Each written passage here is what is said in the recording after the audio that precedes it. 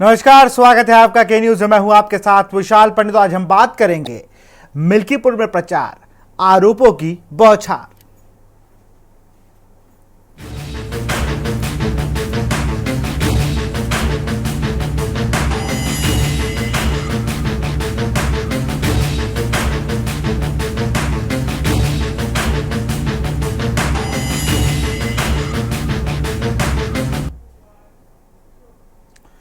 मिल्कीपुर उपचुनाव को लेकर योगी आदित्यनाथ और अखिलेश यादव शुरू से ही एक दूसरे पर बरस रहे हैं। धीरे धीरे दोनों ही आक्रामक होकर धावा बोलने लगे हैं। नतीजा आना तो दूर, अभी तो वोटिंग भी नहीं हुई है और समाजवादी पार्टी नेता अखिलेश यादव पहले से ही निष्पक्ष चुनाव होने को लेकर सवाल खड़ा करने लगे हैं। मिल्कीपुर की लड़ाई असल में बीते दिनों 9 सीटों पर हुए उपचुनाव में से भी खास है, क्योंकि ये अयोध्या की लड़ाई का ही दूसरा सीजन है। चाहे तो पिछले दिनों 9 सीटों पर हुए उपचुनाव को टीजर या ट्रेलर मान सकते हैं। लोकसभा चुनाव में समाजवादी पार्टी के अवधेश प्रसाद की फैजाबाद सीट पर जीत को अखिलेश यादव और राहुल गांधी ने अयोध्या में बीजेपी की हार के रूप में राष्ट्रीय स्तर पर प्रोजेक्ट किया था। मिल्कीपुर की लड़ाई दरअसल उसी लड़ाई का फाइनल मैच है।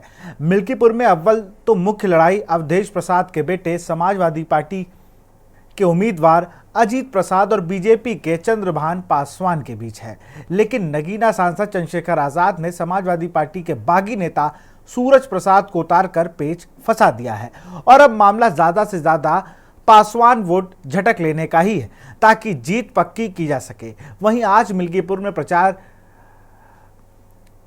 में हमारे मुख्यमंत्री, प्रदेश के मुख्यमंत्री पहुंचते हैं और उसके बाद समाजवादी पार्टी के मुखिया अखिलेश यादव पर चौतरफा हमला बोला गया।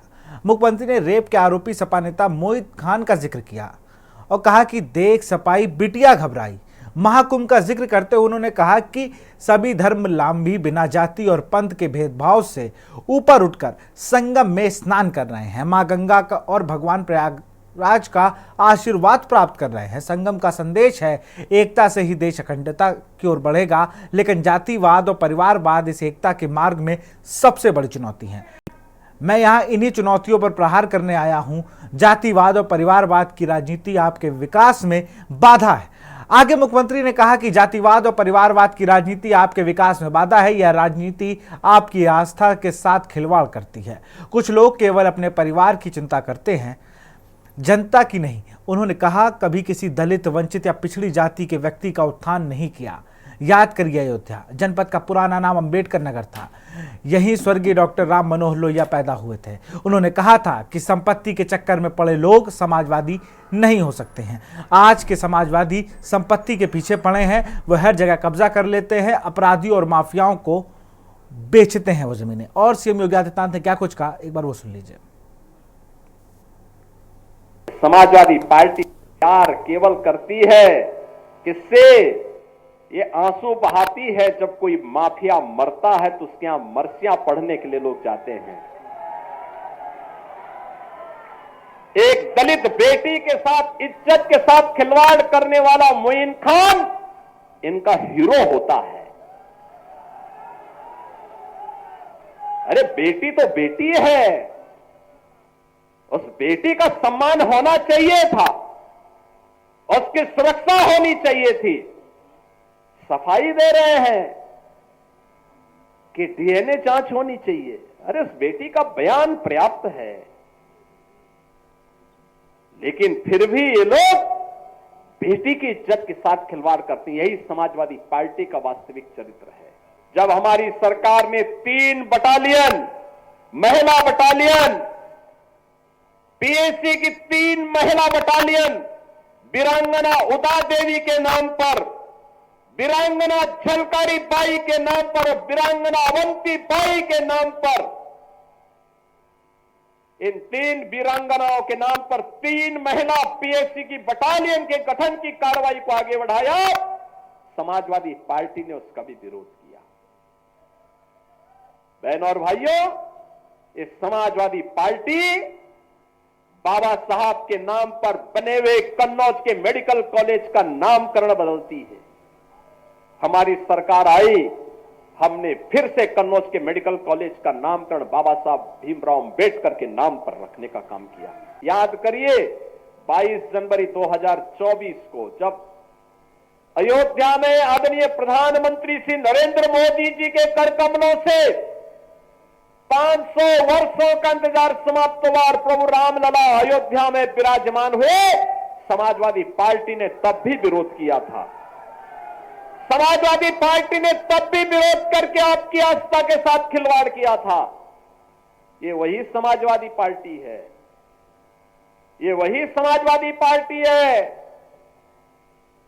जिस समाजवादी पार्टी के हाथ कार सेवकों की खून से सने हुए हैं, जिन्होंने सरयू मैया को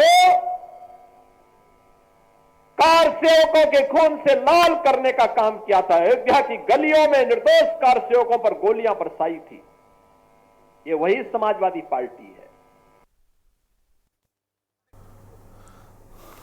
सपा के प्रवक्ता फखरुल हसन चांद ने क्या कुछ कहा वो भी सुन लेते हैं। देखिए, एक पुरानी कहावत है कि रस्सी जल गई लेकिन ऐठन नहीं गई। तो उत्तर प्रदेश के मुख्यमंत्री योगी आदित्यनाथ का अहंकार अभी समाप्त नहीं हुआ है। 2024 के लोकसभा चुनाव में फैजाबाद अयोध्या के लोगों ने भारतीय जनता पार्टी को बुरी तौर से हरा दिया। फिर भी भारतीय जनता पार्टी के नेता अहंकार में डूबे हुए हैं। भारतीय जनता पार्टी को लोगों ने नकार दिया, लेकिन भारतीय जनता पार्टी के नेता कहीं न कहीं उटपटांग बयान फिर भी दे रहे हैं। जब भारतीय जनता पार्टी को अयोध्या के लोगों ने हरा दिया तो कैसे वो सोच सकते हैं कि मिल्कीपुर के लोग उनको जिता देंगे। मिल्कीपुर में भी भारतीय जनता पार्टी की करारी हार होगी और देखिएगा ये चुनाव 2027 के लोकसभा चुनाव की पटकथा लिखेगा। 2027 में भारतीय जनता पार्टी उत्तर प्रदेश से गायब हो जाएगी। मुख्यमंत्री जी सिर्फ अहंकार में बोलते हैं, उनको जमीनी हकीकत धरातल की सच्चाई नहीं पता है। उत्तर प्रदेश के लोग भारतीय जनता पार्टी के कुशासन से त्रस्त आ चुके हैं। थाने और तहसील दलाली के अड्डे बने हुए हैं। भारतीय जनता पार्टी के लोगों ने पूरे प्रदेश में गुंडई बढ़ा दी है। भारतीय जनता पार्टी के लोग तांडव कर रहे हैं।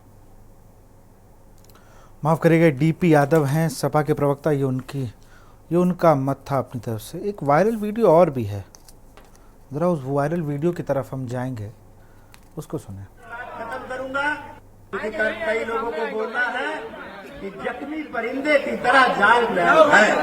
बल्कि वालों सुनो संभालो, जख्मी परिंदे की तरह जाल में हम हैं। अरे मिलके पुरवालो अभी तक तेरे प्यार में हम हैं। हंसते हुए चेहरे ने भरम रखा, वो पूछने आया था कि किस हाल में हम हैं। अब संभालो ना संभालो आपकी मर्जी, खुशबू की तरह रुमाल में हम हैं। खुशबू की तरह रुमाल में हैं। जिन्हें आप सुन रहे थे उनका नाम था बाबा गोरखनाथ पासी। उनके जज्बातों को आपने सुना। बाबा मिल्कीपुर अयोध्या के पूर्व विधायक हैं। उन्होंने कहा कि एक जख्मी परिंदे की तरह जाल में हम हैं, ऐ इश्क अभी तेरे जंजाल में है हम।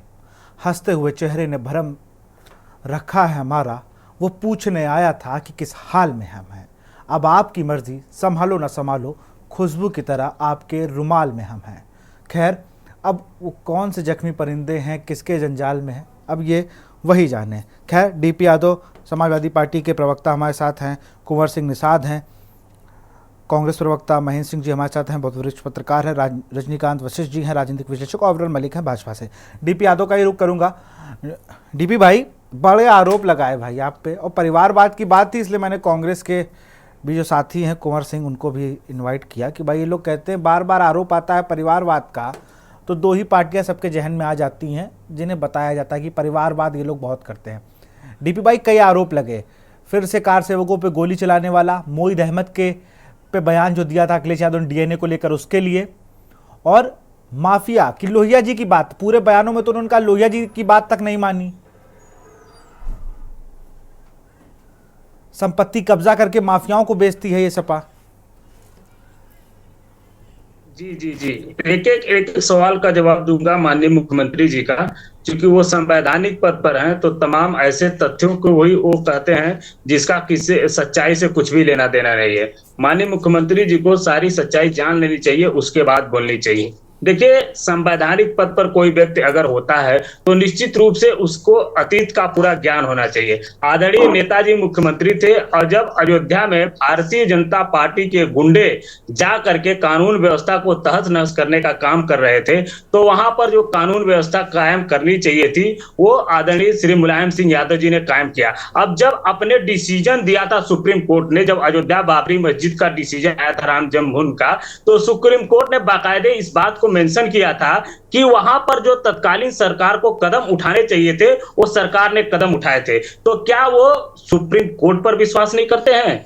क्या उनको इसका इसका उनको ज्ञान नहीं है, या उनके अधिकारियों ने इस बात को शायद मुख्यमंत्री जी को बताया नहीं कि उस समय सुप्रीम कोर्ट ने क्या कहा था? सुप्रीम कोर्ट ने बाकायदे कहा था अपने डिसीजन में, विशाल भाई हमको और आपको सबको जानकारी इस बात की होनी चाहिए कि जो भी वहां पर स्थिति कायम करनी चाहिए थी कानून के हिसाब से वो सरकार ने कायम किया था। और देखिए, वहां कार सेवक नहीं थे या वहां राम भक्त नहीं थे, वो वहां पर भारतीय जनता पार्टी के कुछ गुंडे जाकर के कानून व्यवस्था को तहस नहस करने का काम कर रहे थे। जब मामला कोर्ट में था तो आप वहां पर क्यों गए थे? और ये तो और रही बात, जो जो वहां पर जो तत्कालीन अधिकारी थे वो उनको किस प्रकार से भारतीय जनता पार्टी ने महिमा मंडित किया और उनको किस प्रकार से पद दे करके कहीं ना कहीं उनको जो है आगे बढ़ाने का काम किया, ये पूरा देश जानता है, सब लोग जानते हैं। अब आई बात देखिए जहां तक मिल्कीपुर की है, तो मिल्कीपुर की सीट माननीय मुख्यमंत्री जी के लिए इसलिए प्रतिष्ठा का विषय बन गया है कि मिल्कीपुर से उनके राजनीतिक भविष्य का भी निर्धारण होगा कि वो उत्तर प्रदेश के मुख्यमंत्री भविष्य में रहेंगे या नहीं रहेंगे। ये इन्फॉर्मेशन कहाँ से आती है? ये इसका सोर्स भी मैं जानूंगा आपसे। जो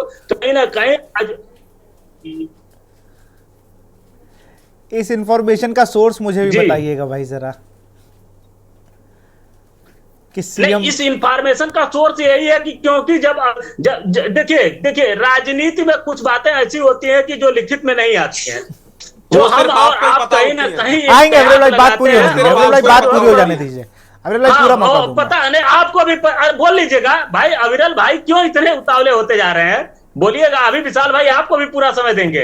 ऐसा नहीं है कि हम इससे केवल बुलवा करके आपसे काउंटर नहीं कराएंगे, आपको भी समय देंगे, आप भी बोलेंगे और आपको इस चीजों को कहीं ना कहीं बताएंगे। आपके पास भी तथ्य होंगे, आपके पास भी कहीं ना कहीं क्या होंगे, उनको बताइएगा। तो राजनीति में इतना अधीर नहीं होना चाहिए था अविरल जी। चलिए ठीक है, मैं जरा आपके पास आऊंगा अविरल, उससे पहले महेंद्र सिंह जी को चर्चा में शामिल करेंगे। महेंद्र सिंह जी, मिल्कीपुर चुनाव मुझे लगता है जैसे कि हम लोग जब इंडिया पाकिस्तान का मैच देखते हैं या इंडिया ऑस्ट्रेलिया का भी हम लोग मैच देख रहे थे, इंडिया इंग्लैंड का मैच देखते हैं, उनमें से सबसे अच्छी राइवलरी, इंडिया पाकिस्तान के इतने मैच नहीं होते, लेकिन मैच जो होता है इंडिया ऑस्ट्रेलिया का बड़ा लगन के साथ, मतलब उठने की इच्छा नहीं करती है। और वही वाला मैच है, कभी लगता है कि वो लोग भारी तो कभी कोई भारी। और इसमें हो क्या रहा है कि जो मूल मुद्दे हैं मिल्कीपुर के या अयोध्या के, वो चले गए हैं। अब उसमें जब चंद्रशेखर आज़ाद की पार्टी आ गई, उसमें उन्होंने एक और जो सेम जाति के थे उनको दे दिया टिकट। तो जातिगत राजनीति जिसकी बात होती है कि यूपी को अब उससे आगे बढ़ना चाहिए, वो तो घूम फिर के वहीं पे आ गई है मिल्कीपुर में। जी बिल्कुल। मिल्कीपुर अब दोनों पार्टियों के लिए मतलब ईगो की लड़ाई हो गई है। राजनीतिक तौर पर जो पहले एक लड़ाई होती थी उस तरीके की नहीं है अब। मतलब प्रतिष्ठा की लड़ाई बना ली है लोगों ने, पता नहीं ऐसा क्या हो गया। ठीक है, हार और जीत राजनीति में लगी रहती है, कोई हारता है कोई जीतता है। बड़े बड़े नेता हारे हैं चुनाव, ऐसा कुछ नहीं है कि जीतना ही जीतना है। लेकिन सारे प्रदेश की सब अलग अलग मतलब सीटें हैं, वहाँ जीत हार ऐसा तो है नहीं। हर पार्टी हर जगह जीतती जाती है, हर पार्टी हर जगह हार जाती है।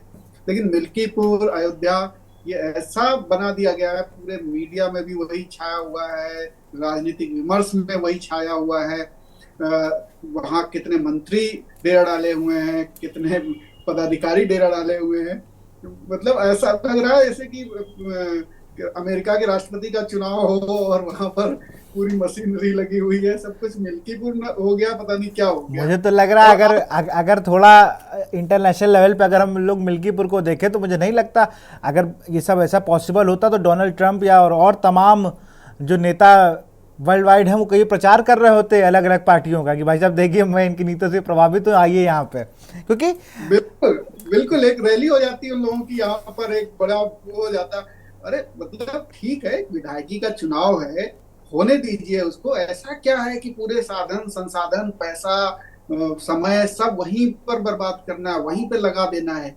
एक सीट से ना सरकार पे कोई फर्क पड़ने वाला है, ना विपक्ष के स्ट्रेंथ में कोई फर्क पड़ने वाला है। लेकिन आप देखिए कि पूरा विमर्श उस एक सीट के पीछे है। इससे कम चर्चा दिल्ली के चुनाव पे हो रही है जितनी ज्यादा चर्चा नेशनल मीडिया सब वहां पहुंचा हुआ है। वहां पर वो सारी चीजों को कवर कर रहा है, सारे विमर्श शो चल रहे हैं कि क्या होगा, अयोध्या में प्रतिष्ठा की लड़ाई हो गई। मतलब क्या बना दिया है चुनाव को। और ये मेन चुनाव नहीं है, जनरल इलेक्शन नहीं, बाई इलेक्शन है, तब ये अलग है। पहले कभी विशाल जी बाई इलेक्शन की कोई चर्चा तक नहीं करता था आदमी, टेलीविजन चैनल पे खबर तक नहीं आती, 2 लाइन की खबर आती थी कि वहां चुनाव अब है और वहां वो जीते वो हारे। इस बार देखिए, जब पहले बाई इलेक्शन हो रहे थे तब नहीं हुआ मिल्कीपुर, तब से वहां पर पूरी लामबंदी चल रही है। पूरा चुनाव मैदान में मतलब अलग अलग बयान आ रहे हैं, ये है वो है, दुनिया भर का।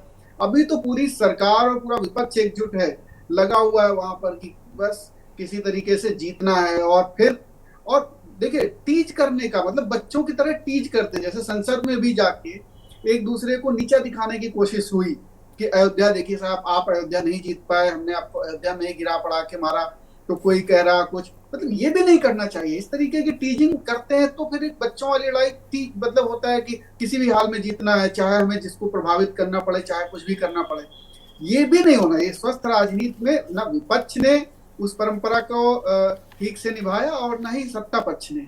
तो मुझे नहीं लगता कि इस तरीके की विमर्श होना भी चाहिए कहीं कि अब एक चुनाव है, ठीक है, भाई इलेक्शन है, कोई जीतेगा। बाकी मुद्दे हैं, बहुत सारे मुद्दे हैं। जो मंत्री हैं जो वहां लगे हुए हैं उनके पास बहुत सारे और काम हैं, उन पे ध्यान देना चाहिए। विपक्ष के नेताओं को भी इतना वहां पर नहीं जाना चाहिए। और बहुत सारे काम है देश में, बहुत सारे काम है, उस पर काम करो। जैसा इलेक्शन है उसको उसने ही स्केल पे रखो। ऐसा नहीं कि उसको इतना ज्यादा प्रायोरिटी पे रख दो कि बाकी सारी चीजों के लिए न विमर्श के लिए समय बचे, ना समय किसी और काम के लिए बचे। सिर्फ 24 घंटे उसी पर लगा रहे आदमी। और जब तक अभी ये चुनाव नहीं हो जाएंगे विशाल जी, देखना national channel, regional channel, newspaper, चाय की दुकानों पर यही विमर्श रहेगा कि मिल्कीपुर में क्या हो रहा, कौन जीत रहा। आज ही मैं देख रहा था बड़े नेशनल चैनल के तमाम वहां पर बड़े बड़े एंकर्स वहां घूम रहे हैं, पूछ रहे हैं लोगों से क्या हुआ। तो कोई गाड़ी दिखा रहा कि साहब इस गाड़ी में बैठ के हम नामांकन करने, हमारी गाड़ी बहुत ऐसी है कि इस पे जब भी हम नामांकन के लिए गए हैं पिताजी तो जीते ही। तो अब इस तरीके की स्टोरी निकल के आ रही है। तो कहीं कुछ तो मुझे नहीं लगता कि इसमें कोई इतना ज्यादा तवज्जो देने की जरूरत है।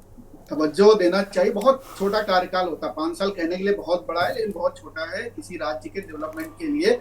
और उसके लिए पूरा काम करना चाहिए कि जितना ज्यादा से ज्यादा डिलीवर कर सके। किसी की भी सरकार है, सरकार का काम ही है कि डिलीवर करना, ज्यादा से ज्यादा चीजें डिलीवर करना। टाइम बहुत कम है, वो उस पर काम करना चाहिए। सीट के हार जीत से कोई फर्क नहीं पड़ने वाला। लेकिन देखिए इसी तरीके की माहौल और इसी उसमें हम लोग सब देख रहे हैं, विमर्श कर रहे हैं। हम आप सब भी उसी के भागीदार हैं और भूमिकाएं अलग अलग भूमिकाएं वो निभा रहे हैं।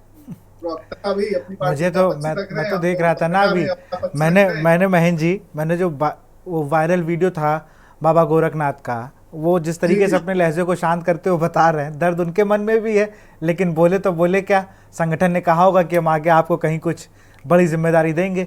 अब इंडिया गठबंधन के डीपी यादव तो हमारे साथ है नहीं, लेकिन कांग्रेस ने भी खुला समर्थन दिया। कांग्रेस पर भी वार किया उन्होंने भाई कि परिवारवाद को बढ़ावा देते हैं, अपने परिवार को बढ़ाते हैं और कभी भी किसी दलित वंचित को उत्थान आज तक नहीं किया किसी ये विपक्षी दलों ने। कुंवर सिंह निषाद जी, मैं महेंद्र सिंह जी आ रहा हूँ। मैं जरा मेरे ये कांग्रेस के प्रवक्ता से सवाल था, मैं आता हूँ।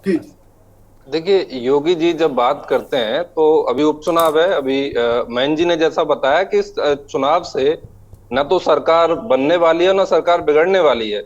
लेकिन वास्तव में योगी जी को बात करनी चाहिए कि उन्होंने मिल्कीपुर के लिए क्या किया, वो उत्तर प्रदेश के लिए क्या कर रहे हैं, उत्तर प्रदेश की जनता से जो उन्होंने वादे किए थे वो कितने उस पर अमल किया। उन्होंने वादा किया था कि हम बिजली बिल हाफ करेंगे, लेकिन अभी 2-3 दिनों में चर्चा सुनने में आई है कि ये अन्य अन्य तरीकों से बिजली बिल बढ़ाने वाले हैं। उन्होंने किसानों का ऋण माफ करने की बात कही थी, लेकिन उस पर कोई चर्चा नहीं है। बेटियों को मुफ्त स्कूटी की बात कही थी, वो उस पर कोई चर्चा नहीं है। होली दीपावली मुफ्त सिलेंडर योगी आदित्यनाथ देने वाले थे उत्तर प्रदेश की जनता को, तो उस पर कहने के लिए उनके पास कुछ नहीं है, अपना उनके पास बताने के लिए कुछ नहीं है, तो इसलिए वो दाएं बाएं की बात करते हैं। और जब ये बात करते हैं परिवारवाद की, तो जरा बताएं भारतीय जनता पार्टी के लोग कि पंकज सिंह को प्रमोट करना परिवारवाद है कि नहीं?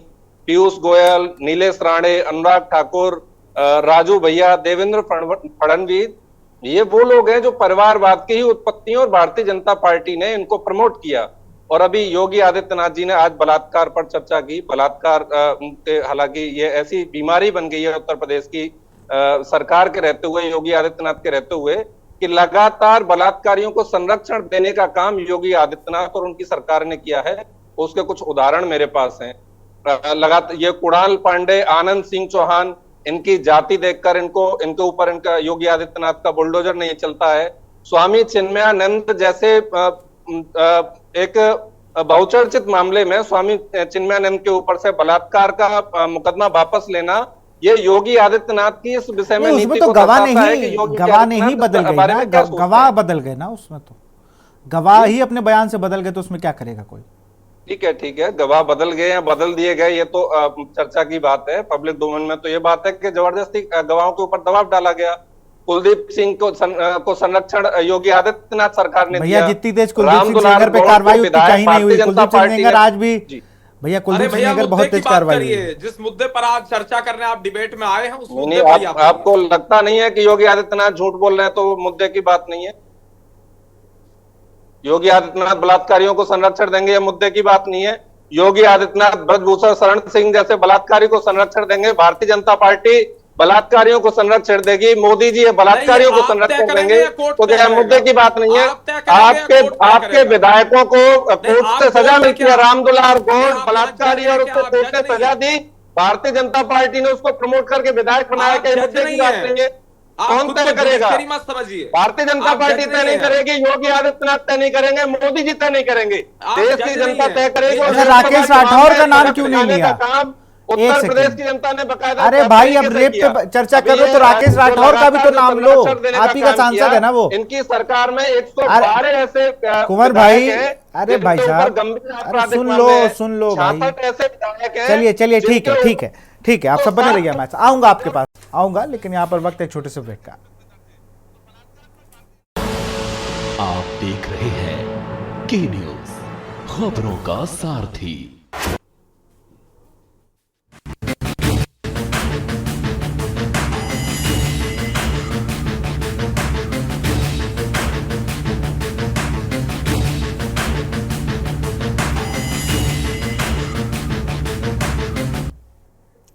ब्रेक के बाद आपका स्वागत। सीधा रुख करते हैं हम, हमारे साथ रजनीकांत वशिष्ठ जी हैं, राजनीतिक विश्लेषक हैं, उनका रुख करेंगे जब उनसे भी जानेंगे कि उपचुनाव और इस तरीके का हाइप देना, ऐसा माहौल बनाना जैसे अभी पिछली 9 सीटों के उपचुनाव हुए तो उसमें सीसामऊ सीट थी कानपुर की, ऐसा हाइप बनाया और वहाँ पर नतीजे कुछ और रहे। खैर सर, आपने कई चुनाव कवर किए, कई जनरल इलेक्शन, बाई इलेक्शन, बहुत से इलेक्शन आपने कवर किए हैं। कभी आपको इन 10 सालों में जैसे चुनाव होने का तरीका बदला, ऐसा कुछ नजर आया क्या? क्या उपचुनाव, प्रधानी का चुनाव, नगर पंचायत का चुनाव ऐसे लग रहा है कि जैसे हम पता नहीं कौन सी लड़ाई जीत जाएंगे? रजनीकांत जी। विशाल जी आवाज आ रही है आपकी? जी बिल्कुल। रजनीकांत जी आप हमें सुन पा रहे हैं? आ रहा हूं आपके पास अविरल भाई। रजनीकांत सर आप हमें सुन पा रहे हैं?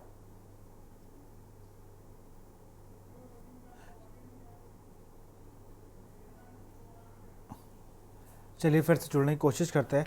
अविरल हमारे साथ बने हुए हैं। अविरल, आपको आवाज आ रही है?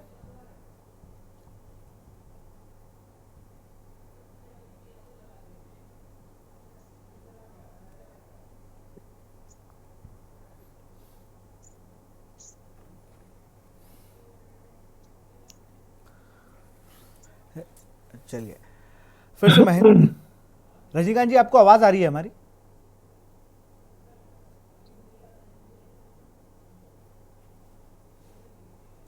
चलिए कुछ आवाज में व्यवधान है।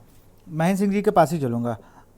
सर, एक चीज मैं अभी देख रहा था अभी ब्रेक में कि मिल्कीपुर को लेकर जब अयोध्या सीट हारे, फैजाबाद सीट, तो वहां पर आरोप लगाया गया कि भाई देखिए इन्होंने दगा कर दी और ये कर दिया वो कर दिया, एक पक्ष को दुनिया भर की बातें की गई। सेम पैटर्न कानपुर में रखा गया सीसामऊ सीट के लिए। सीसामऊ में जब सीट उस तरीके से रिजल्ट नहीं आई, क्या आप सबको आवाज मिल रही है हमारी? चलिए एक बार फिर से मैं अपनी टेक्निकल टीम से मैं कहूंगा पैनल से कि एक बार वो सबकी ऑडियो टेस्ट कर ले। तब तक एक बार आपको बाबा गोरखनाथ पासी ने क्या कुछ कहा अपने एक अंदाज में, एक बार उसको सुन लीजिए आप।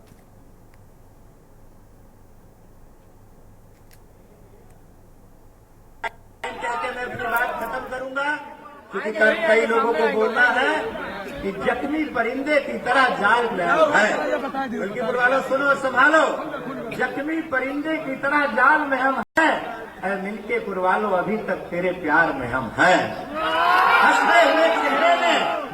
हंसते हुए चेहरे ने भरम रखा, वो पूछने आया था कि किस हाल में हम हैं। अब संभालो ना संभालो आपकी मर्जी, खुशबू की तरह रुमाल में हम हैं।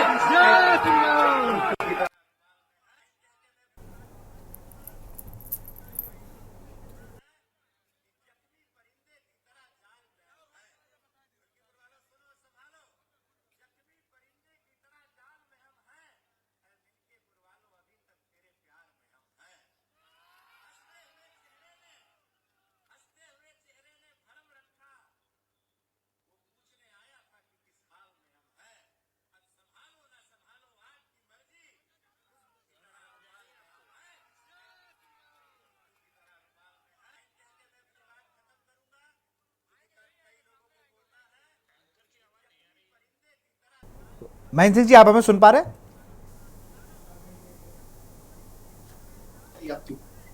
मेरी आवाज आप सभी तक पहुंच रही है?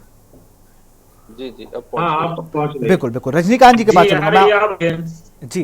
पहुंच रही है। अगर रजनीकांत जी आप तक मेरी आवाज पहुंच रही हो तो मेरा सवाल आपसे ये था कि आपने बहुत, हमारे पूरे पैनल में सब, मुझे लगता है पहले नंबर पर आप और दूसरे नंबर पर महेंद्र सिंह जी हैं, जिन्होंने बहुत चुनाव कवर किए, बहुत बाई इलेक्शन कवर किए। अभी चुनावों में जो बदलाव आया है कि बाई इलेक्शन में हमने देखा है कई कई जगह तो सीएम कभी गए नहीं, रूलिंग पार्टी के सीएम हो या बड़ा लीडर हो, मैंने जैसा सुना है कि नहीं जाते थे, कहते ठीक है भाई बाई इलेक्शन है, देखिए जनता खुद ही कर देगी जो करना होगा उससे। लेकिन इस बार तो मैं देख रहा हूँ कैबिनेट मंत्रियों की फौज लगी है, हर जगह डोर टू डोर कैंपेन में कैबिनेट मंत्री है, इधर से भी प्रमुख दल है, अगर प्रमुख नेता जा रहे हैं, अलायंस के हैं तो वहां से भी बड़े नेता आ रहे हैं। बिल्कुल स्टेटस सिंबल मेंटेन करने के लिए वहां के लोग और हॉस्टाइल हो जाए कि यार देखो पता नहीं एक उपचुनाव हो, इतना ज्यादा हम लोग को हाइप मिल रहा है, और कहीं नतीजे कुछ उलट पलट हो जाए तो फिर बातें भी हम ही को सुननी है। रजनीकांत जी, असल में ये जो चुनाव मिल्कीपुर का हुआ, ये अगर आप देखें तो ये पिछले लोकसभा चुनाव के नतीजे से जुड़ा हुआ है एक तरह से। वो ये इसलिए कि अवधेश प्रसाद जी ने अयोध्या जैसी सीट पर भारतीय जनता पार्टी को पराजित किया था, और उस अयोध्या वाली सीट पर पराजित किया था जहां कुछ ही समय पहले भारतीय जनता पार्टी का जो सबसे पुराना और सबसे बड़ा एजेंडा था श्री राम मंदिर की स्थापना करना, वो कुछ ही समय पहले किया गया था। अब उसमें इन लोगों को ये लगा, भारतीय जनता पार्टी को लगा क्या, बल्कि उन्हें याद भी दिलाया गया, चाहे वो जैसे महेंद्र जी ने अभी, वरिष्ठ पत्रकार जी ने अभी बताया कि टीज किया, और वो टीज किया तो इतना टीज किया कि बाकी बात सही, और उनका नाम भी अवधेश प्रसाद है, जो अवधेश अवध के राजा हो वो अवधेश प्रसाद है। और वो इसमें कोई शक नहीं कि अवधेश प्रसाद बहुत ही लोकप्रिय नेता है उस क्षेत्र के, बहुत ही लोकप्रिय। ऐसे जैसे मुझे बताया गया कि वो कहीं भी कुछ भी किसी भी क्षेत्र की जनता के यहाँ कोई बात होती है तो तुरंत पहुंच जाते हैं। तो अवधेश प्रसाद लोकप्रिय हैं, और उनका बेटा है वो अपने उत्तराधिकारी को वहां स्थापित करना चाहते हैं। तो ये जो है समाजवादी पार्टी के लिए एक मतलब जैसे कहते हैं ना कि नाक का सवाल हो गया। माने इस चुनाव को जीतना, वो जीत करके ये बताना चाहते हैं कि वो योगी आदित्यनाथ के पूरे यूं कहें साम्राज्य को चुनौती दे सकते हैं। अकेला एक आदमी चुनौती दे सकता है, और इसका मैसेज जो है पूरे उत्तर प्रदेश में जाएगा। तो बेशक पिछले समय उपचुनावों में इतनी गहमा गहमी नहीं दिखाई देती थी, लेकिन ये चुनाव जो है इसलिए प्रतिष्ठा का प्रश्न बन गया।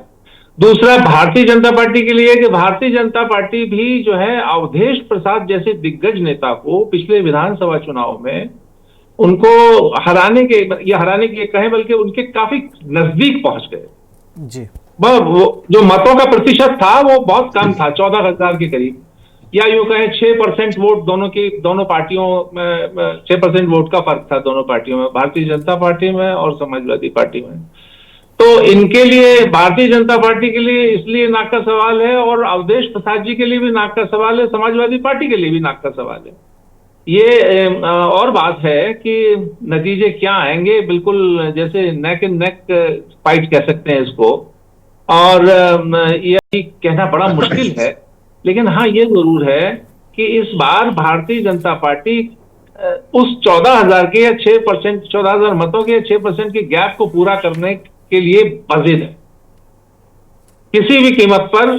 यानी वैसे तो देखिए, सत्ता में साम दाम दंड भेद ये चलता है विशाल जी, आप भी जानते हैं जी। तो किसी भी कीमत पर इस चुनाव को जीत करके भाजपा ये संदेश देना चाहती है कि देखिए अयोध्या फिर हमारी है, और समाजवादी पार्टी ये संदेश देना चाहती है पूरे देश में, खासतौर से और पूरे देश में, कि भाई अखिलेश यादव या समाजवादी पार्टी एक ऐसी पार्टी है जो भारतीय जनता पार्टी को टक्कर दे सकती है मजबूती के साथ। तो मुझे तो ऐसा लगता है विशाल जी कि ये जो है, हाँ ये जरूर है, एक जो नया पेच आया है, जो क्या नाम, आजाद समाज पार्टी के जो कैंडिडेट खड़े हुए हैं और वो समाजवादी पार्टी के ही बागी बताए जाते हैं, और पिछली बार बहुजन समाज पार्टी को वहां विधानसभा चुनाव में 14,000 के करीब वोट मिले थे लगभग। तो वो काट करके समाजवादी पार्टी का खेल खराब कर सकते हैं? बस ये बातें। हाँ ये जरूर है कि ये उपचुनाव तो ये बड़े नेता, विभिन्न पार्टियों के नेता, वो सब मान के चल रहे हैं कि ये ऐसा हो जाएगा, अगर इसे हम जीत जाएंगे तो 2027 हम जीत जाएंगे। भाजपा सोच रही है कि 2027 में हमारा डंका फिर बजेगा। समाजवादी पार्टी ये सोच रही है कि अब की हम भाजपा का सवाल कर देंगे 27। सो यू कैन से कि ये एक सेमीफाइनल जैसा है। जी विशाल, अब मैं तो उसको क्वार्टर फाइनल सेमीफाइनल की रेस में ले ही नहीं रहा हूं सर। उसका कारण ये है कि अभी मैं जिस पार्टी से कहूं तो कहेगा एक सीट ना सरकार बनाती है ना गिराती है, लेकिन फोकस ऐसे है कि यही एक सीट मुख्यमंत्री की कुर्सी तय करेगी। अविरल जी जवाब दीजिए भाई, 16 मंत्री लगे हैं आपके, 14 मंत्री कानपुर में लगे थे, रिपोर्ट बहुत निगेटिव आई है, और यहाँ पे प्रत्याशी बदला गया था और यहाँ पर भी प्रत्याशी बदला गया है।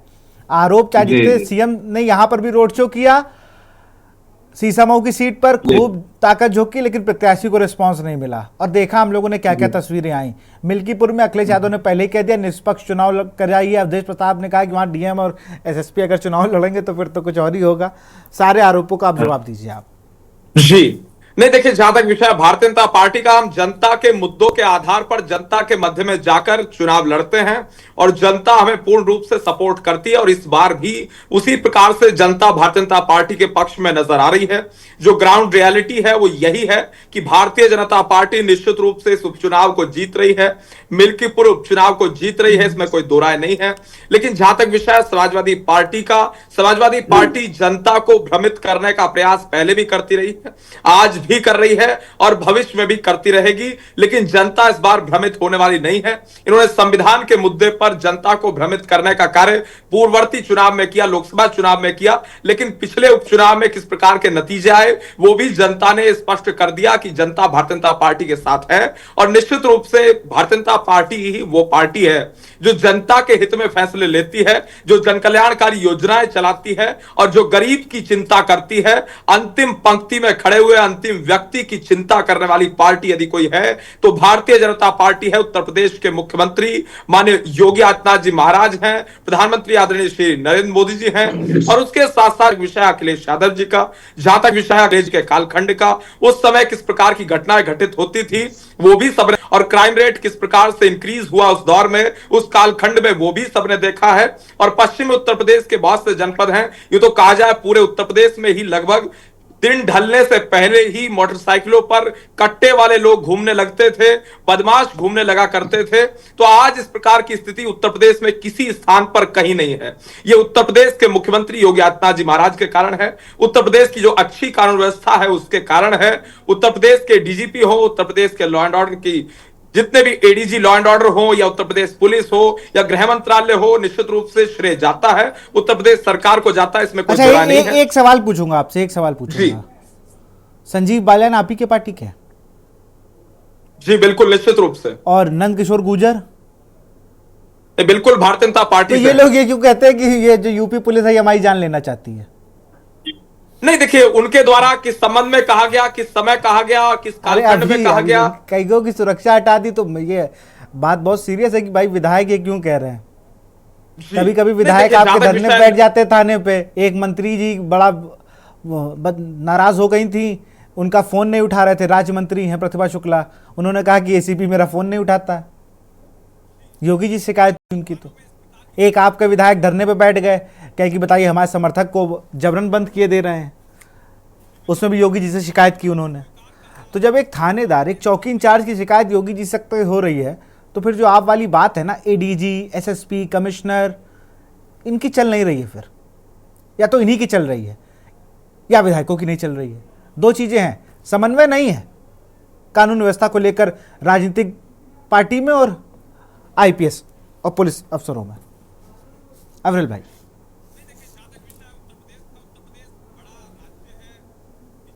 आपकी आवाज हम तक नहीं आ रही है। नहीं, आपकी आवाज हम तक नहीं आ रही, फिर से कुछ शायद ऑडियो की कुछ दिक्कत है। एक बार मैं पैनल से फिर से कहूंगा, आवाज एक बार सबकी ऑडियो चेक कर लीजिए। विशाल जी आप सुन पा रहे हैं मुझे? हाँ बिल्कुल, अब सुन पा रहा हूं जी। नहीं, देखिए जहां तक विषय है उत्तर प्रदेश का, उत्तर प्रदेश की लॉ एंड ऑर्डर का, उत्तर प्रदेश बड़ा राज्य है, 75 जनपद हैं, निश्चित रूप से उत्तर प्रदेश की पुलिस जनता की सेवा कर रही है। लेकिन जहां तक विषय है पर्टिकुलर मामलों का, तो एक आध तहसील में, एक आध थानों में, एक आध चौकियों में इस प्रकार की घटनाएं निश्चित रूप से हो सकती हैं, और उस आधार पर उन अधिकारियों के विरुद्ध कठोरतम कार्रवाई भी उत्तर प्रदेश में की जाती रही है, और निश्चित रूप से की जानी चाहिए, इसमें भी कोई दो राय नहीं है। और ये हिस्सा है इस चीज का, क्योंकि देखिए जहां तक विषय उत्तर प्रदेश का बड़ा राज्य है, कई 75 जनपद हैं, 80 member of parliament Uttar Pradesh से आते हैं, और उसके साथ साथ जहां तक विषय है उत्तर प्रदेश की सरकार का, हमारा मोटिव क्या है, हमारा लक्ष्य क्या है, हमारी मंशा क्या है। हमारी स्पष्ट मंशा है कि जन कल्याणकारी योजनाओं का लाभ जनता तक पहुंचना चाहिए, बिना किसी रिलीजन के भेदभाव के। हिंदू, मुस्लिम, सिख, ईसाई, जैन, बौद्ध, पारसी, सबको उनका लाभ मिलना चाहिए। अंतिम पंक्ति के अंतिम व्यक्ति तक लाभ पहुंचना चाहिए। गरीब, पीड़ित, शोषित, वंचित, दलित, आदिवासी, महिला, युवा, बेरोजगार, संत, सबको लाभ मिलना चाहिए। उस आधार पर भारतीय जनता पार्टी कार्य कर रही है। उत्तर प्रदेश उत्तम प्रदेश किस प्रकार से बने, इसको हम फोकस में रखते हुए फैसले लेते हैं, और निश्चित रूप से स्किल डेवलपमेंट हो, एक भारत श्रेष्ठ भारत की बात हो, या फिर युवाओं को किस प्रकार से रोजगार प्रदान किए जा सके, बेरोजगारी मुक्त उत्तर प्रदेश का निर्माण किस प्रकार से किया जा सके, महंगाई मुक्त उत्तर प्रदेश का निर्माण किस प्रकार से किया जा सके, अपराध और अपराधी मुक्त, माफिया और माफिया मुक्त उत्तर प्रदेश का निर्माण किस प्रकार से हो सके, इसकी चिंता निश्चित रूप से भारतीय जनता पार्टी करती है, इसमें कोई दो राय नहीं है। और निश्चित रूप से उत्तर प्रदेश में ना कोई माफिया आज है, ना कोई माफिया पनप सकता है, ये इस चीज को लेकर भारतीय जनता पार्टी बिल्कुल क्लियर है। डीपी यादव जी, देखिए भारतीय जनता पार्टी ने कितना अच्छी तरीके से अपना जो पक्ष रखने वाले हैं उनको बताया है, क्या क्या क्लियर है उनके मन में।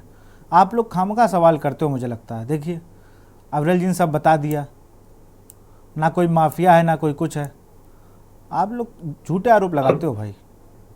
बिल्कुल विशाल जी, हमको तो सुन करके मतलब ऐसा प्रतीत हुआ कि हम उत्तर प्रदेश में ही है कि उत्तर प्रदेश से बाहर है। ये भी मैं थोड़ी देर के लिए थोड़ा सा जो है गायब तो हुए थे आप थोड़ी देर के लिए, जो है थोड़ी देर के लिए गायब तो हुए थे आप। अब मुझे आभास हो रहा है। नहीं ठीक है, अविरल भाई ने तो तमाम बहुत अच्छे तरीके से अपना पक्ष रखा भाई। ठीक है, इनका उत्तरदायित्व पार्टी के जो है इनसे पूछेगी तो क्या जवाब देंगे। लेकिन देखिए उत्तर प्रदेश की वास्तविक स्थिति क्या है इस समय। अभी कल ही की घटना है कि किसी ने शायद 112 नंबर पर फोन किया था, तो पुलिस वाले उसी को लूट करके चले गए। और थाने में बैठा दिए। फिर वो जब रिपोर्ट दर्ज कराने गया तो वहां पर जो है उसी के साथ जो है अन्याय हो गया। तो जब उत्तर प्रदेश की स्थिति ये है कि जिससे जो है वो अपनी सुरक्षा की, अपनी मदद की गुहार करता है, वही उसको लूट ले हैं, तो बाकी उत्तर प्रदेश की क्या स्थिति होगी अब्रेल भाई, ये तो मैं आपसे बेहतर और हमसे बेहतर कौन जान सकता है। फिलहाल ठीक है, देखिए विशाल जी, उत्तर प्रदेश में थाने और तहसील इस समय दलाली के अड्डे बने हुए हैं। उत्तर प्रदेश की स्थिति यह है कि आम आदमी अगर अपनी रिपोर्ट दर्ज कराने जाता है तो उल्टा उसको ही कहीं ना कहीं फंसाने का काम किया जाता है। उत्तर प्रदेश में किसी को न्याय नहीं मिल रहा है और प्रधानमंत्री, मुख्यमंत्री तमाम तरह की बातें करते हैं, तमाम तरह के दावे करते हैं। उन दावों की हकीकत क्या है, उनकी सच्चाई क्या है जमीनी, अगर जा करके वो देखें तो निश्चित रूप से उनको पता चलेगा। और मुख्यमंत्री के गृह जनपद गोरखपुर की हालात ये है, अभी मैं कल रात को गोरखपुर से आया हूं, वहां पर लोग रातों को सो नहीं रहे हैं। वहां पर बदमाशों के जो है और माफियाओं के ऐसे आतंक बजे। अभी कल परसों में ही अविरल भाई को शायद पता नहीं होगा, एक सर्राफा व्यापारी के पुत्र की अपहरण हो गया और उससे 10 करोड़ की फिरौती मांगी जा रही है उत्तर प्रदेश में। ये गोरखपुर के हालात है अविरल भाई, अगर आपको जानकारी ना हो तो पता कर लीजिएगा। तो उत्तर प्रदेश में स्थिति क्या है विशाल जी, उत्तर प्रदेश के लोग भली भांति जान रहे हैं। और अभी रजनीकांत जी ने जो बयान, जो बात बताई है कि आखिर मिल्कीपुर का चुनाव इतना क्यों जो है महत्वपूर्ण हो गया है, इसको 2024 के लोकसभा चुनाव के संदर्भ से भी हमें देखना चाहिए। जब 4 जून 2024 को लोकसभा चुनाव का रिजल्ट आया, उसी समय माननीय मुख्यमंत्री जी को यह अल्टीमेटम दे दिया गया कि देखिए आपने तो उत्तर प्रदेश में हमारी लुटिया डुबो दी। उत्तर प्रदेश जो है आपका जो है कहीं ना कहीं हमको पूर्ण बहुमत प्राप्त करने से वंचित कर दिया। अगर शायद उत्तर प्रदेश में भारतीय जनता पार्टी का प्रदर्शन अच्छा रहता तो आज भारतीय जनता पार्टी क्या क्या डंके पीट रही होती, संविधान की कैसी धज्जियां उड़ा रही होती। संविधान शायद हमको उस रूप में नहीं दिखाई देता, आज संविधान बदल भी गया होता। लेकिन जो उत्तर प्रदेश की जनता ने इनको सबक सिखाया, जो इनके ऊपर चाबुक चलाया, उससे कहीं ना कहीं भारतीय जनता पार्टी के लोग बौखलाए हुए हैं, सहमे हुए हैं, डरे हुए हैं। ये मुख्यमंत्री जी की कुर्सी के लिए आखिरी चुनाव हो सकता है। मैं बता रहा हूं, ऐसे नहीं कर रहा हूं मैं विशाल जी, इस बात को समझिए कि ये हो सकता है कुर्सी उनकी बची भी रहे, लेकिन मिल्कीपुर के चुनाव से ये कहीं ना कहीं डिसाइड हो जाएगा। या तो वो बहुत दबाव में काम करेंगे या उनको हटाया जाएगा, दो ही चीजें हो सकती हैं। इसलिए उन्होंने एड़ी चोटी एक लगाई हुई है और ये इनका कैंडिडेट भी नहीं है, ये तो अमित शाह जी का कहीं ना कहीं गुजरात से आया हुआ कैंडिडेट है। और जो इनके जो क्या नाम है पता नहीं कौन, जो पूर्व विधायक थे, वो तो बागी होकर के चुनाव लड़ रहे हैं। वही खेल खराब करने के चक्कर में पड़े हुए। नहीं तो भाई, आज तो भारतीय जनता पार्टी के अंदर नामांकन कराया, ऐसा अफवाह थी। बाबा गोरखनाथ की आप बात कर रहे हैं? हाँ, बाबा गोरखनाथ जी ही गोरखनाथ बाबा की लुटिया डुबाने के चक्कर में है।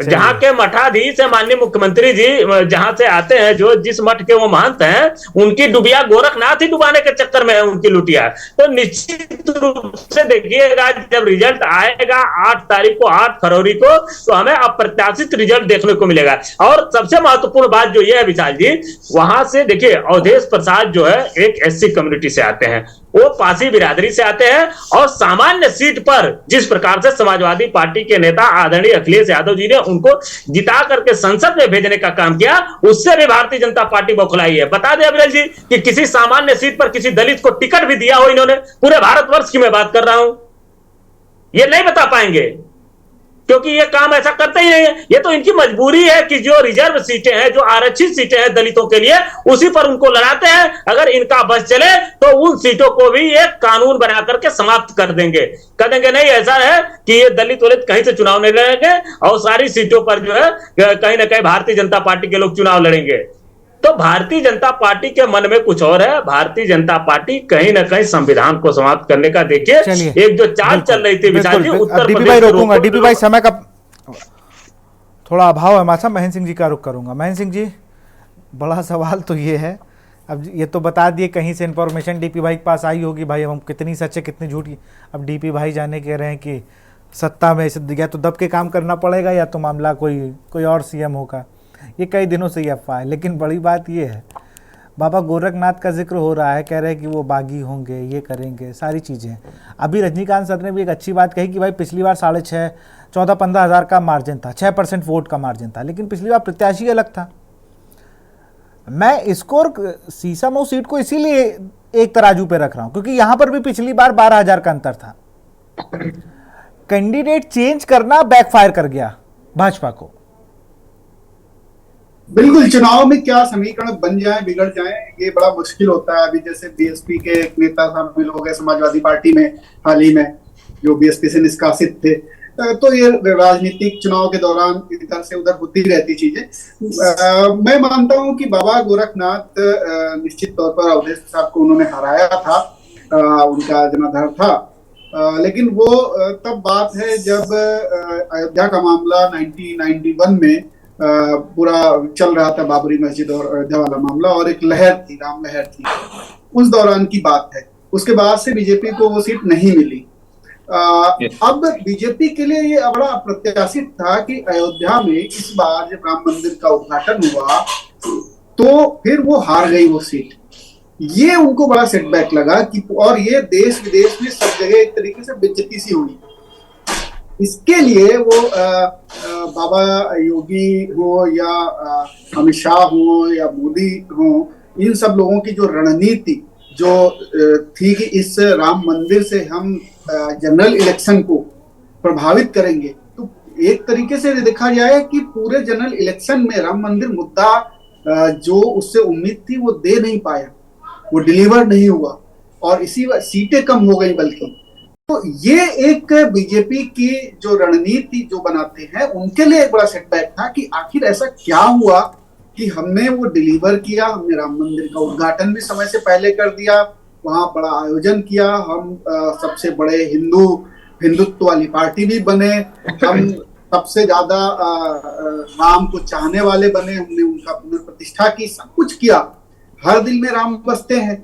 बावजूद इसके हमें लोगों ने वोट नहीं दिया हमें। और ये आपको याद हो, चुनाव के बाद जब रिजल्ट आया तो अयोध्या के लोगों को बहुत गालियां पड़ी। हाँ, वही मैं कह रहा था कि मैं तो अभी फिर ऐसा कुछ हो जाए तो फिर वही वहां के लोग बड़ा परेशान। हाँ बिल्कुल, तो ये एक आप देखिए कि हर हाल में मतलब अयोध्या से बाहर बैठे हुए लोग जो बीजेपी के बिल्कुल कट्टर समर्थक हैं, वो भी चाह रहे थे कि किसी भी हाल में मतलब जैसे छीन लिया जाए वोट। मतलब डेमोक्रेसी में आपके मत की कोई वैल्यू नहीं है। मतलब आप ऐसा नहीं है कि आप अपने मन से दे दें, मतलब लोगों की चाहत इस तरीके से उसमें दिख रही थी। जैसे एक समय याद आता है जब बीजेपी ये आम आदमी पार्टी दिल्ली में जीती थी, बहुत गालियां पड़ी थी दिल्ली वालों को कि देखिए ये सब फ्री के चक्कर में सब केजरीवाल को जिता दिया।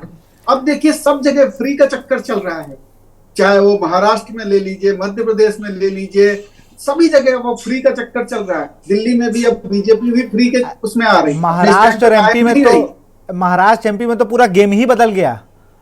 लाडली बहना और सारी चीजों से। तो मिल्कीपुर को लेकर के इसीलिए बहुत ये प्रतिष्ठा का सवाल इसलिए भी हो गया कि जो रणनीति पूरी फेल हुई, पूरे देश में फेल हुई थी, ऐसा नहीं सिर्फ अयोध्या में फेल हुई थी, लेकिन अयोध्या में वही जो मैं कह रहा था कि टीच इतना ज्यादा किया गया कि आप तो देखिए राम ने आपको आप हरा दिया, भगवान राम ने ही आपको मतलब इस तरीके से आपने उनकी प्राण प्रतिष्ठा जो की समय से पूर्व की, पूरा मंदिर बना हुआ नहीं था तो उसका दंड मिला, इस तरीके की भी बातें आई, वो तमाम चीजें, तो वो टीज वो चुभ गई कहीं। तो अब मिल्कीपुर हर हाल में जीतने, लेकिन वहां पर जो आप देखेंगे जातीय समीकरण है जो राजनीति में बहुत मायने रखते हैं। इमोशंस से ऊपर जातीय समीकरण मायने रखते हैं। जातीय समीकरण पूरी तरीके से समाजवादी पार्टी के पक्ष में आपको देखने को मिलेंगे। तो अब बीजेपी इसीलिए 2.5 दशक हो गए बीजेपी को उस सीट पर वापसी करने में। 1991 से 2.5 दशक से ज्यादा हो गए। 1991 में वहां से जीते थे मुझे लगता है बाबा गोरखनाथ, उसके बाद से शायद बीजेपी को वो सीट नहीं मिली। तो इसी वजह से नहीं मिल पा रही क्योंकि वो जातीय समीकरण वहां पर उनके फेवर में नहीं है। दूसरा, अवधेश प्रसाद फिर वही है कि वो बहुत ही मिलनसार आदमी है, वहां पर उनकी अच्छी एक पकड़ है, उनकी जाति के मतदाता बहुत है, वहां पर बहुत सारे समीकरण हैं, वहां पर उनके लिए पॉपुलर नेता है वो। तो मुश्किल है ये चुनाव बीजेपी के लिए जीतना भी, ऐसा नहीं है कि बहुत आसान है। और वहीं समाजवादी पार्टी के लिए भी मुश्किलें खड़ी होंगी क्योंकि कई निर्दलीय हैं, जातीय समीकरण को बिगाड़ने का काम वो भी कर रहे हैं वहां पर। तो इसमें ऐसा नहीं कि इस बार बहुत आसान होने वाली है मिल्कीपुर की जीत। दोनों पार्टियों के लिए यह मुश्किल चुनाव है, लेकिन जितना ज्यादा इसको, वही जो आप कह रहे थे ना, इतने मंत्री लगा दिए गए, बैकफायर कर जाता है। बिल्कुल चुनाव में ये होता है, जब आप बार बार किसी के दरवाजे पे जाते हो, बार बार वही बातें करते हो, तो आदमी कहता है यार आपने मतलब क्या समझ रखा हमारी, आप वोट खरीदने आए हो क्या? पक जाता है आदमी बहुत ज्यादा, जैसे किसी चीज कहते हैं और बात हो गई, तो वही हाल होता है। अगर हम लोग पत्रकारों के लहजे से समझे तो कि संपादक से ज्यादा छुट्टी मांगेंगे अगर आप, तो किसी आगे कहेंगे अब 1 हफ्ता छुट्टी तुम्हें और नहीं मिलेगी। हाँ, तो वही हाल हो जाता है। मतलब एक ताकत भी एक लिमिट तक ही लगानी चाहिए। यहाँ पर ताकत जो है वो जरूरत से ज्यादा लगाई जा रही है। हर जाति का नेता वहां पहुंचाया जा रहा है कि आपके लिए, आप इस जाति से और ये जाति में भेदभाव भी हो रहा है। ये यही जातिगत भेदभाव है कि आप अलग अलग मंत्रियों को बता रहे हैं कि हम आपके समाज से आते हैं, वहां कोई ये नहीं बता रहा कि हम तो हिंदू हैं, लेकिन इधर हम तो आपके समाज से आते हैं। भाई साहब, अब मेरी बात नहीं मानेंगे। खैर, इस चुनाव के बाद वो मंत्री कभी उनसे मिलेंगे भी नहीं, आदर्श हो जाएंगी शक्तियां। तो ये जो माइक्रो लेवल पे जो प्लानिंग है, हर मोहल्ले को पकड़ना, हर जाति के लोगों को पकड़ना, मतलब बहुत ज्यादा हो जाता है। बिल्कुल, मतलब बहुत ज्यादा हो जाता है। मैं इसी बार रुकूंगा, फाइनल कमेंट लूंगा रजनीकांत जी से, फिर डिबेट को क्लोज करूंगा। माफी चाहूंगा रजनीकांत जी, फाइनल कमेंट। फाइनल कमेंट यही मैं कहूंगा कि ये बहुत हाइप बाय इलेक्शन है, जिसका प्रचार जिसे कहते हैं ना, बिल्कुल एकदम टॉप लेवल पे पहुंच गया है। और ये दोनों के लिए ही प्रतिष्ठा का सवाल है, समाजवादी पार्टी के लिए भी और भारतीय जनता पार्टी के लिए भी। हाँ, मुझे ऐसा लगता है कि थोड़ा सा 1% 2% टिल्ट भारतीय जनता पार्टी की तरफ दिखता है मुझे। अब मैं ये नहीं कह सकता, लेकिन फिर भी दोनों पार्टियां कोई कसर नहीं छोड़ेंगी। और यह है कि और इसका संदेश भी दूर तक जाएगा, ये भी तय है। 2027 के लिए या आने वाले चुनावों के लिए इसका संदेश दूर तक जाएगा। अच्छा, एक चीज और विशाल जी मैं कहना चाहूंगा बहुत शॉर्ट में, कि ये एक लिटमस टेस्ट भी है कांग्रेस और समाजवादी पार्टी की दोस्ती का, कि पिछले लोकसभा चुनाव में कांग्रेस इनके साथ थी, तो वो वोटर जो स्वाभाविक मित्र नहीं हुआ करता था समाजवादी पार्टी का, वो वोटर भी आ गया इस ग्रुप में। माने ये इंडी अलायंस जो है उसमें उसको वोट दिया, और उसका फायदा कांग्रेस को भी हुआ और उसका फायदा समाजवादी पार्टी को भी हुआ। अब यहां पर कांग्रेस नहीं है, वैचारिक समर्थन हो सकता है लेकिन ओपनली वो नहीं है। अब ये समाजवादी पार्टी के लिए ये साबित करने का मौका है कि देखो, कांग्रेस अगर जीत जाती है समाजवादी पार्टी इस चुनाव को, तो उसके लिए ये मौका है कि देखो कांग्रेस, हम तुम्हारे बगैर भी जीत सकते। बिल्कुल बिल्कुल। अब तुम्हें हमारा सेकंड फिडल बन करके 2027 में आगे आना होगा।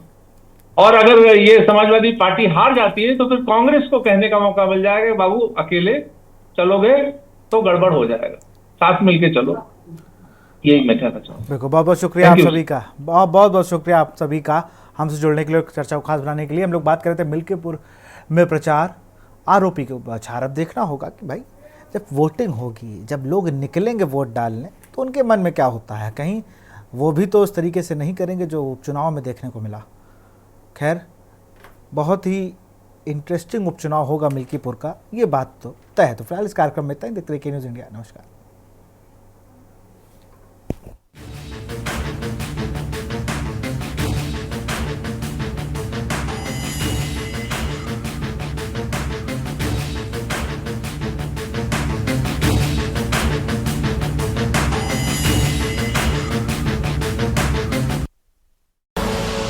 आप देख रहे हैं के न्यूज़, खबरों का सारथी।